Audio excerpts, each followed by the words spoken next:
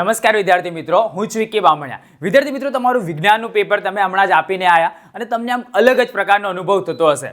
Board છે એટલે બોર્ડની અંદર એક બે ક્વેશ્ચન તો ડિફિકલ્ટ હોઈ શકે, પણ ઓવરઓલ તમારું પેપર સારું ગયું હશે એવી મને વિશ્વાસ છે. તમે કેટલા માર્ક્સ ધાર્યા, ઓબ્જેક્ટિવની અંદર તમે કેટલા માર્ક્સ લાવવાના છો, કાં તો ઓવરઓલ તમારા કેટલા માર્ક્સ આવવાના છે એ જરૂરથી નીચે કોમેન્ટની અંદર જણાવજો, જેથી કરીને અમને પણ ખબર પડે કે અહીંયાથી જે આઈએમપી પ્રોવાઈડ કરવામાં આવ્યા હતા, વાવાઝોડાના જે સેશન્સ કરેલા હતા એમાંથી તમને કેટલો બેનિફિટ થયો. હવે આપણે આ વિડીયોની અંદર તમારું આગળનું પેપર એટલે કે અંગ્રેજી, જે ઇંગ્લિશ આપણે જેને કહે છે સેકન્ડ લેંગ્વેજ, એની અંદર લાસ્ટ મોમેન્ટ પર કેવી રીતે પ્રિપરેશન કરવાની, વ્યાકરણ વિભાગ છે કાં તો ઓબ્જેક્ટિવ છે એની તૈયારી કેવી રીતે કરવાની, આ બધી જ માહિતી આ વિડીયોની અંદર તમને મળશે. તો તમે ફક્ત આ વિડીયોને અંત સુધી જોતા રહો.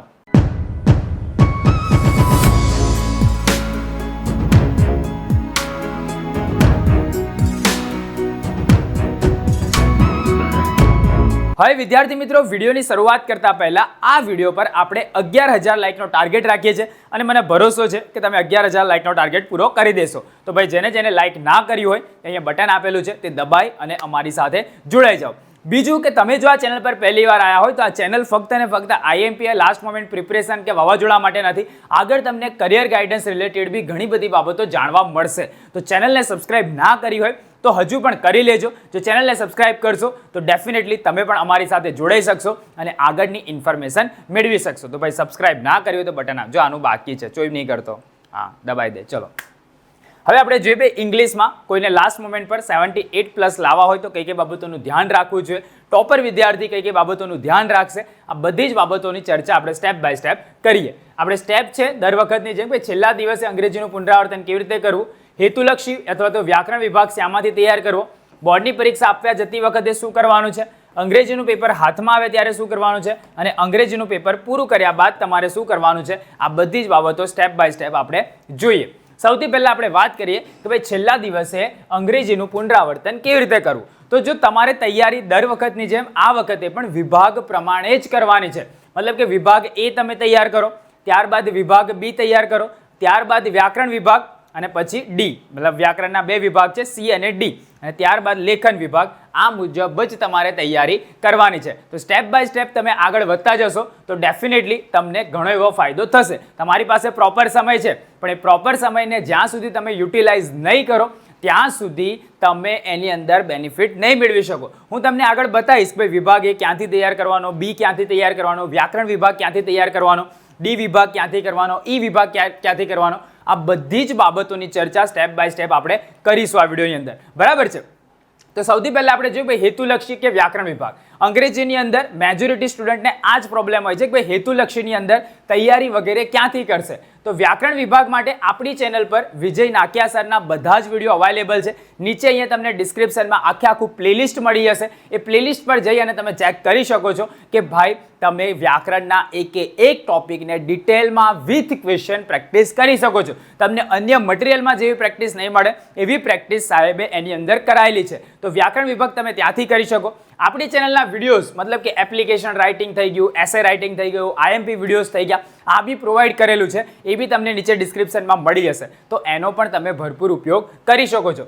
દેવસતે પેપર સેટ તમારી પાસે હોય તેનું વધારે નહીં, પણ પેપર 1 થી 5 એ ખાસ કરી લેજો.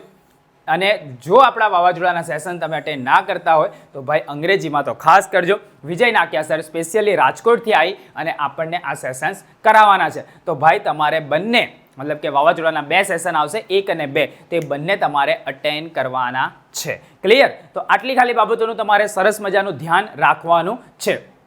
આગળ જોઈએ ભાઈ બોર્ડની પરીક્ષા આપવા જતી વખતે શું કરવાનું છે. હવે જો વિભાગ એકની ક્યાંથી તૈયારી કરવાની, બીની ત્યાંથી તૈયારી કરવાની, આ બધી બાબતોની બી ડિસ્કશન આપણે કરીએ છીએ. મતલબ કે એના બી વિડીયોઝ આપણી ચેનલ પર અવેલેબલ છે. એનો તમે બેનિફિટ લેજો જેથી કરીને તમારા એ વિભાગની તૈયારી પણ થઈ જાય. બાકી તમારી પાસે પેપર સેટ હોય આપણો તો એમાંથી બી તૈયારી કરી શકો છો, કાં તો પછી જૂના પેપર હોય તો એમાંથી પ્રેક્ટિસ કરશો તો વિભાગ એ અને વિભાગ બી તમને સરળતાથી આવડી જશે. બોર્ડની પરીક્ષા આપવા જતી વખતે દરેક વખતની જેમ આ વખતે પણ માતા પિતા અથવા તો તમારા જે બી વાલી છે એને અવશ્ય તમારે પગે લાગીને જવાનું છે. તમારી આખા વર્ષની મહેનતને યાદ કરો, તમારા શિક્ષક, સલાહકાર, ગુરુના આશીર્વાદ લેવા અને ત્યારબાદ જ પેપર આપવા માટે ઘરેથી જવું. કેમ કે આશીર્વાદ પણ ઘણી બધી વખત ઘણો બધો રોલ પ્લે કરતો હોય છે એટલા માટે. અંગ્રેજીનું પેપર જ્યારે બી તમારા હાથમાં આવે તો એવું નહીં માની લેવાનું કે ભાઈ અંગ્રેજી છે સહેલું છે. બની શકે કે તમે તમારી મહેનત કરી હોય, પણ તમારે પોતાના તરફથી એક પ્રાર્થના તમારા ઈષ્ટદેવને અથવા તમારા ઈશ્વરને જરૂર કરવાની છે કે અંદર જે કંઈ બી પૂછાયું હશે એ મને આવડશે. આવનારા 3 કલાક મારે મારું બેસ્ટ પરફોર્મન્સ આપવાનું છે.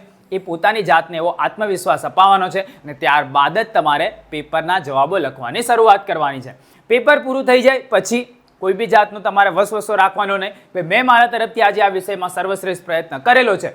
લખેલ જવાબોને એકવાર ચકાસી લેવાના અને આપણી ચેનલ પર સોલ્યુશનનો વિડીયો આવી અને પછી તમારો જે લાસ્ટ વિષય છે એના તરફ આગળ વધી જવાનું. તમારી કરેલી તમામ મહેનતનું તમને ફળ તમને મળે એવી મારી અને અમારી આખી ટીમ તરફથી હું તમને શુભેચ્છા પાઠવું છું.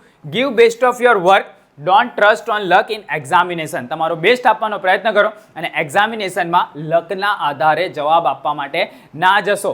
આપણે જેમ કરીએ છીએ મહેનત કરી છે અને મહેનતનું ફળ લેવા માટે આપણે જઈએ છીએ. આપણે નસીબના આધારે પરીક્ષા આપવા માટે નથી જતા. તો જરૂરથી તમે તમારું બેસ્ટ આપવાનો પ્રયત્ન કરો. છેલ્લે પછી હિંમત નહીં હારી જવાની, કાં તો છેલ્લે મહેનત કરવાની ઘટાડી નહીં દેવાની, કેમ કે ઓવરઓલ તમારા રિઝલ્ટ પર એની ઇફેક્ટ આવશે. તો સહેજ થોડાક જ દિવસ છે તો ભાઈ સખત મહેનત કરી લો, પોતાનું 100% આપી દો અને આ જે પેપરો બાકી રહ્યા છે એની અંદર પણ પૂરેપૂરું જોર લગાય અને સારા માર્ક્સ લઈ આવો. બીજી વાત કે જો આ ચેનલ પર તમે નવા આવ્યા હોય તો જરૂરથી ચેનલને સબસ્ક્રાઇબ કરજો, તમારા મિત્રો સુધી આ ચેનલને શેર કરજો અને જો તમે આ વિડીયોને લાઇક ના કરે તો લાઇક કરી દેજો, કેમ કે 11,000 લાઇકનો ટાર્ગેટ છે. આવી જ રીતે આપણે નવા વિડીયોના નવા ટોપિક સાથે ફરીથી મળતા રહીશું. ત્યાં સુધી આવજો.